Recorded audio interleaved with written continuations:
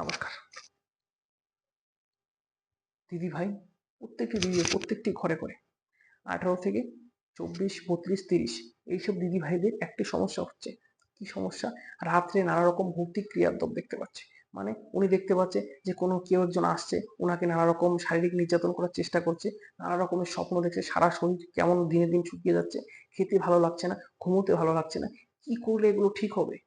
বলছে, দাদা কি করব, আমার শরীর দিন দিন খারাপ হয়ে যাচ্ছে, শরীর শুকিয়ে যাচ্ছে। কি তাহলে মনে হচ্ছে যে তার উপর কোন রকম জিন, প্রেতাত্মা এসব চালান করা হয়েছে। সেক্ষেত্রে আপনি যদি এই কাজগুলি করতে পারেন, দেখবেন আস্তে আস্তে আপনার শরীরে কেউ কোনো রকম ক্ষতি করতে পারবে না। আপনি যদি রোজ হনুমান চালিসা পাঠ করতে পারেন 3 বার করে, ঠিক আছে, শিবের পুজো করতে পারেন, দেখবেন আস্তে আস্তে আপনাকে কোনো রকম প্রতিক্রিয়া করতে পারে। তাছাড়াও আপনার যদি আর কোনো অসুবিধা থেকে থাকে, সেক্ষেত্রে আপনি আমাদের দেহবন্ধন কবচ রয়েছে, দেহের বন্ধন মন্ত্র রয়েছে, বিভিন্ন রকম যে সমস্যাল রেমেডি বা প্রতিকার প্রতিবিধান রয়েছে, তার জন্য আপনারা যোগাযোগ করতে পারেন নিচে দেওয়া কলিং নাম্বার।